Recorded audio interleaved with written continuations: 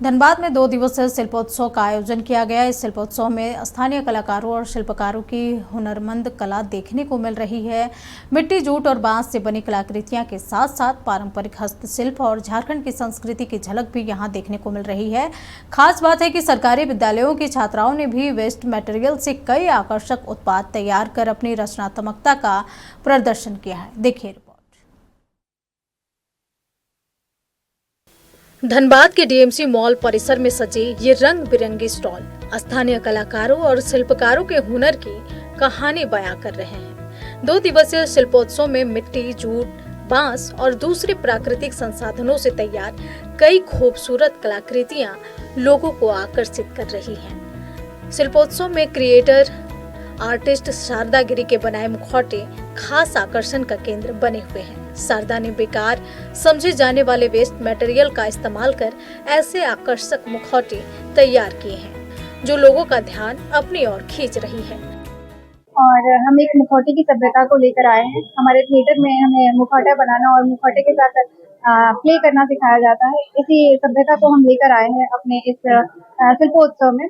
और ये मुखौटा निर्माण हमने 2 दिनों के अंदर सारे मुखौटे बनाए हैं। ये मुखौटे हम चेहरे के ऊपर प्लास्टर ऑफ पेरिस लगा करके करते हैं और वेस्ट मटेरियल्स के साथ भी ये बनाया जाता है, लाइक न्यूज़पेपर, चिकनी मिट्टी, इस तरह की चीजें यूज करके हम मुखौटा बनाते हैं। सर हम लोग सारा वेस्टेज चीज से सारा सामान बनाए, सारा यूनिक ही है। सारा वेस्ट आइटम तो नहीं है, मतलब कि मैक्सिमम वेस्ट आइटम। सर बोतल है, वो सॉस का बोतल से बनाए हैं और फिर पॉट बनाए हैं, फ्लावर पॉट। और मतलब वेस्टेज बोतल से हम लोग फ्लावर पॉट बनाए हैं और ज्वेलरी बॉक्स बनाए हैं। और ये नेकलेस है, ये भी वेस्टेज चीज से है। सर ये ज्यादातर वेस्ट मटेरियल है जिसको हम लोग यूज करके फेंक देते हैं, लेकिन उसको ये लोग रीयूज की है, उससे ये लोग बनाई है क्राफ्ट। मतलब उसमें कुछ कुछ नया चीज बनाने का कोशिश किया गया है कि मतलब अच्छा लगे, उस चीज को बर्बाद ना हो। जब भी बच्चे को टाइम मिलता है ना, स्कूल जैसे ये लोग हॉस्टल में रहती है तो स्कूल से जब भी फ्री होती है तो 2 घंटे का पर डे लोग टाइम देती है इस चीज के लिए। झारखंड बालिका आवासीय विद्यालय की छात्राएं हैं और हम लोगों को आदेश था राखी का स्टॉल लगाने का, तो हम लोगों ने बच्चे ने राखी का स्टॉल लगाया है। और ये सब हाथ से बनी हुई राखियां हैं। केला का पत्ता का प्लेट है जिसको ये लोग डेकोरेट किए हैं।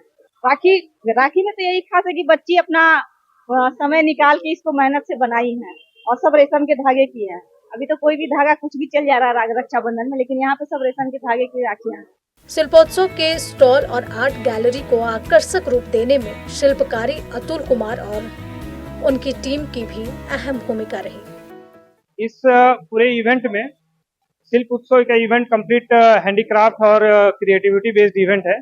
तो इसके लिए जिला प्रशासन की तरफ से था कि नहीं गेट और साथ में एक सुंदर सा आर्ट गैलरी का डिजाइन हो, एंट्री गेट भी बहुत थोड़ा सा यूनिक डिजाइन हो और साथ में एक सेल्फी पॉइंट भी एक पूरी तरह से आर्टिस्टिक और झारखंड के म्यूजिकल इंस्ट्रूमेंट, साथ ही साथ झारखंड का जो अपना पेंटिंग है सोहराई, जादो पटवा और सौरा पेंटिंग प्लस जो डोकरा, इसको मिक्स करते हुए और टेराकोटा के साथ में हम लोगों ने फ्यूजन में एंट्री, आर्ट गैलरी और बाकी को डिजाइन किया।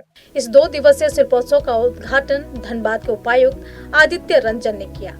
उद्घाटन के बाद डीसी ने सभी स्टॉल का भ्रमण करते हुए स्थानीय कलाकारों की कलाकृतियों की सराहना की।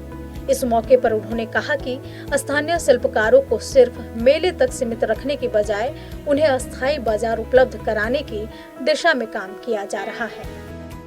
राज्य सरकार द्वारा सभी जिलों को निर्देश था कि अच्छे से इसको मनाएं, तो हम लोग आज बृहद रूप में इसको मनाने का प्रयास कर रहे हैं और सिर्फ उत्सव के तौर पर मना नहीं रहे, बल्कि इनको प्रमोट करने के लिए जो बेस्ट हो सकता है वो कर रहे हैं। मैं पूरी टीम के तरफ से सभी जितने भी स्टॉल लगाने वाले लोग आए हैं, यहाँ के आर्टिस्ट हैं, यहाँ के मूलवासी हैं, आदिवासी हैं, जिन्होंने अपने अपने घरों से शुरुआत करी थी और बहुत अच्छा शुरुआत करी थी और मार्केट उनको नहीं मिल पा रहा है।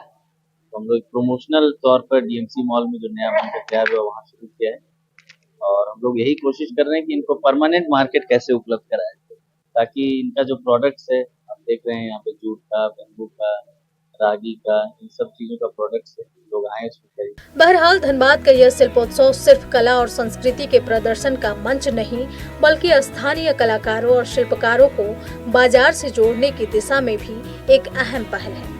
अगर प्रशासन की योजना धरातल पर उतरती है तो इससे स्थानीय कलाकारों को अपने हुनर की सही कीमत मिलने के साथ साथ उनकी कला को एक अस्थायी पहचान और बाजार भी मिल सकेगा। धनबाद से अमित विश्वकर्मा की रिपोर्ट।